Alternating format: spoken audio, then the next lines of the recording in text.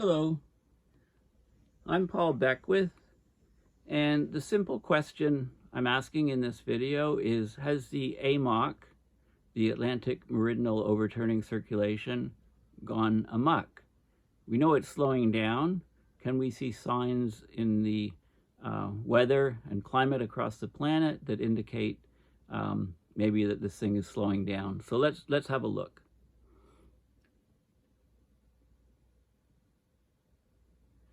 Okay, so this is Earth Nullschool. Just Google Earth Nullschool, and I'm looking at the ocean, waves, sea surface temperature anomaly, and look at what's going on here. So you've got a lot of heat, up to 3.3, I saw 5 or something, 4.7. Really warm ocean temperatures here in the Atlantic Ocean. This is Newfoundland here, so off here towards Africa, towards Europe. And you got a cold section here, and you've got a very cold section in this region here. And you know, people in Ireland and the UK have told me that basically this summer is a write-off. Very cold, never really had a summer. And you know, you can look at the temperatures here, very warm. I just talked about the Mediterranean warmth of the water temperature in relation to the sinking of the yacht. This is the Kuroshio current, and you can see there's very, very anomalous heat in this region here, and very cold up here. So this is a similar pattern. We're seeing a similar pattern in the Pacific Ocean to what I just showed you in the Atlantic Ocean. So this is all very interesting. In the southern hemisphere, we're seeing cold temperatures off here in South America. We're seeing some warm temperatures across to Africa. Okay, so keep those things in mind. So is it possible that these things are due to a slowing AMOC? That's the question. Has the AMOC gone amok? Let's look at the jet streams. Okay, so here's, so we've had extremely rainy conditions the last couple of months in North America. We're in a bit of a trough here. The jet stream is, you know, wavy, but it's split here, and we're in this trough here. And look at the trough over here. So it's rainy and cold in the trough here, very unsettled weather. And I show, you know, if this pattern stays locked and stuck in place for long periods of time, it's no wonder that the sea surface temperature is low here, and so on. So is the AMOC affecting things? Well, let's have a look at the some more temperature data. This is 2-meter temperature anomalies in the air. Cold in this region, warmer in this region. Cold in the lower part of South America, a bit warmer in the northern part. Parts of Africa, very warm. Asia, very warm. And Australia is on, you know, really super warm. And Antarctica is pretty cold here for the most part. Some warm spots. Okay, the Arctic, you can see the cold spot in the North Atlantic and so on. Okay, we can also look at the, this is the sea surface, those are air temperatures we just looked at. Now we're looking at sea surface temperature anomalies. Look how warm it is here, and cold up here. And there's this hole here you can see clearly. And you can look at the other conditions. This is a Kuroshio current, very, very warm off here. And in the Pacific, I told you that you get the warm area and then a very cold area, which is analogous to what's happening. This is the Arctic, warm areas. Okay, so this pattern, keep this pattern in mind, and let's have a look at where the AMOC goes. Now, this is the Wikipedia page for the Atlantic Meridional Overturning Circulation. I highly recommend that you read it. This system, the ocean current system, is vital for the climate and weather patterns that we've been experiencing. And as the strength changes, everything changes. Okay, so there's lots of details. There's good maps of what the AMOC is doing, and we'll have a look at some of those. It's got the role of the AMOC in the climate system, abrupt changes in the past, and there's also information on the stability and tipping points, how we model the collapse of the AMOC, and what would happen, the trends that we're seeing in the AMOC, and what would happen if indirect signs, this is the global warming hole up here, Gulf Stream's carrying less heat, we've got a global warming hole, areas where there's no warming over time. There's different models discussed and review studies on the AMOC and how it interacts with the other climate tipping points and the effects of a slowdown. Okay, so one thing that happens is decline of the AMOC. There's an acceleration of sea level rise along the US East Coast because the water piles up. And the sea level rise along the US East Coast is about 3 or 4 times higher than the global average, so that's a sign. The AMOC most likely effects, according to the IPCC, of the AMOC decline are reduced precipitation in mid-latitudes, changing patterns of strong precipitation in the tropics and Europe, strengthening storms that follow the North Atlantic track, because the jet stream actually strengthens across North America, North Atlantic, as the area cools, right? We know that the Arctic warming slows the jet streams, makes them wavier. Well, the strengthening in a particular region by a cooling of the northern Arctic region, where if the AMOC shuts down, would actually straighten the jet streams, and it could bring, I think, could keep North America, where eastern parts of North America, in a trough situation, which we've been certainly seeing, I think, the last few months. It slows the decline of sea ice, right? There's huge interactions with sea ice. The ITCZ is shifted southward. So the monsoons actually are shifted southward. It affects growing in the tropics. It would result in cooling in Europe, and significant cooling in Europe. The effects of an AMOC, cooling in Britain. A shutting down of the AMOC is expected to trigger substantial cooling in Europe, particularly in Britain and Ireland, France, and the Nordic countries. There's been a whole bunch of papers. In 2022, a major review of tipping points concluded an AMOC collapse would lower global temperatures by about 0.5 degrees. Regional temperatures in Europe would fall between 4 Celsius and 10 degrees Celsius. That's regional globe temperatures, temperature averages. A 2020 study assessed the effects of an AMOC collapse on farming and food production in Great Britain. Great Britain would drop an average temperature of 3.4 degrees Celsius. So the growing season would be severely harmed.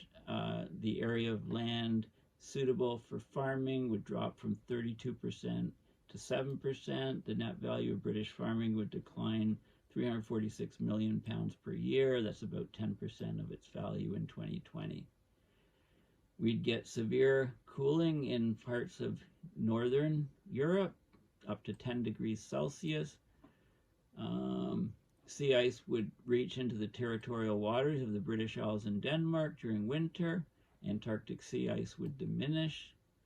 Scandinavia and parts of Britain could eventually become cold enough to support ice sheets. Okay, Hansen in 2015 said that the severe weather would be increased. There'd be acceleration of northeasterly winds up to 10 to 20% throughout the mid-latitude troposphere. This could boost winter and near-winter cyclonic superstorms that are associated with near hurricane-force winds and intense snowfall. So that's a controversial paper, right? So there's effects of the AMOC on ENSO, etc. Okay, so have a look at this Wikipedia page. It's chock full of information. Now let's have a look at the the map. So here's a map of the AMOC in the North Atlantic, how it comes across, bringing heat to Europe. But I think this map is better.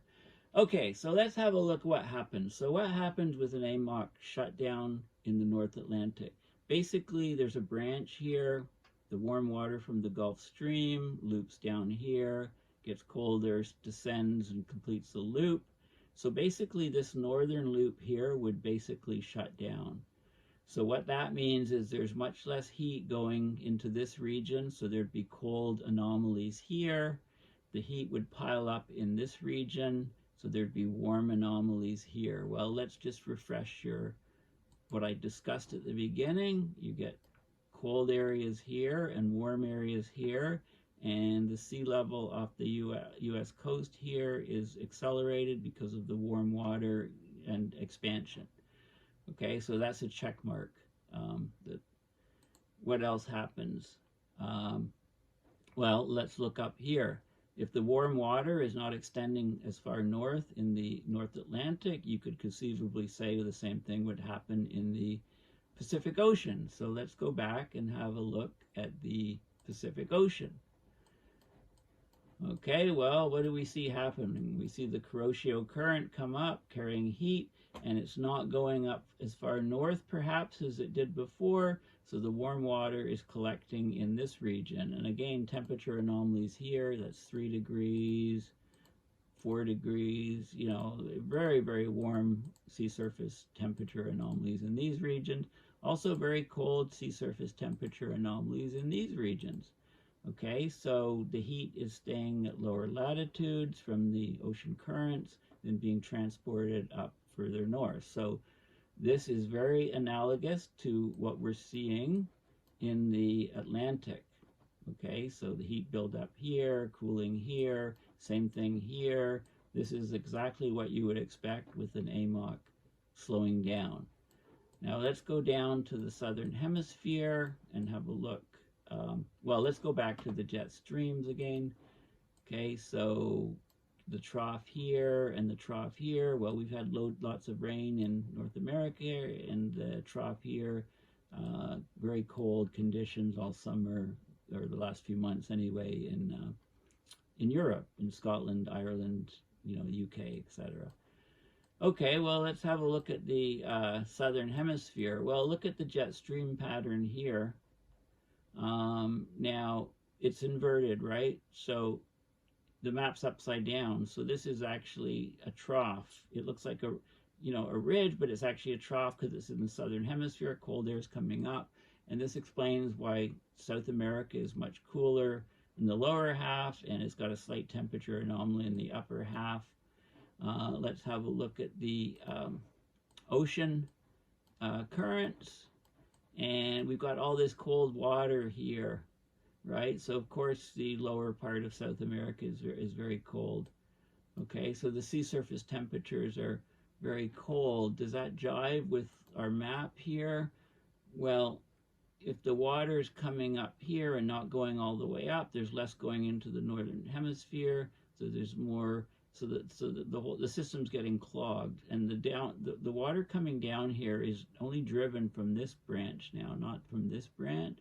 So it might change the timing of when cold water gets down here, so it's harder to make the connections to what's going on with the AMOC to what's happening in the southern hemisphere. But you know, I can conceivably see that it would be colder in this region. Colder here and lots of heat over here. Okay, so is the AMOC going amok right now, affecting these patterns of temperature around the planet in the Pacific Ocean specifically, and in the Atlantic, North Atlantic? Okay, so the jury's out. You know, I'm just throwing this out there. I'm looking for connections. My gut feeling tells me that these patterns that we're seeing right now are directly related to the slowing AMOC, and you know, I think it's on the verge of flipping, and I covered that extensively in a preprint version of a paper just a couple videos ago. Okay, so have a look at Climate Reanalyzer, have a look at Earth Nullschool, right? So the things you want to look at are Earth Nullschool, the ocean, the waves, sea surface temperature anomaly. Okay, and you can see how strong it is, like 3 to 5 degrees warmer than normal here, and 4 degrees cooler than normal up here, and a similar sort of thing in the Atlantic basin. So, you know, the problem is this pattern, right? If it was just one in the Atlantic and not in the Pacific, or vice versa, it's just, this pattern is very, very concerning. So look at the sea surface temperature from Earth Nullschool, look at the air, the wind, the jet stream, 250 millibar, and you can see the ridges and troughs of the jet stream, perhaps changes in the jet stream that are feeding from the changes in the ocean temperatures and currents. Climate Reanalyzer, you can look at the 2-meter anomaly around the planet and see it in a different sort of fashion. You can look at the sea surface temperature anomaly, and you can see, you know, what's happening, and try to keep these images in context with what you can read in Wikipedia about the AMOC, and the images of how the AMOC currents are distributed in the northern hemisphere and globally.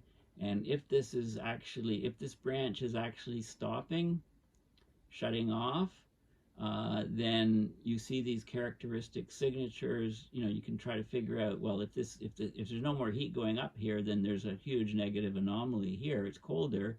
If there's less heat coming up, it doesn't show off Japan the Kuroshio current. But if that's also, you know, shifting to lower latitudes, then there'll be more heat at lower latitudes and less heat at northern latitudes, right? So you can, and you can try to figure out what's happening in the southern hemisphere.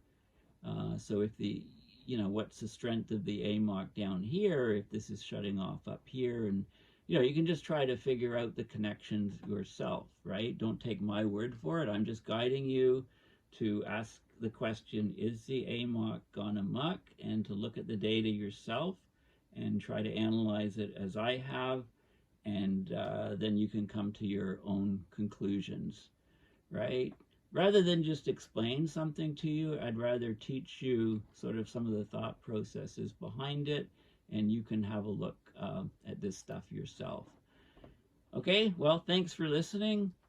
Please consider going to my website, paulbeckwith.net, and donating to PayPal to support my research and videos. Thanks again. Bye for now.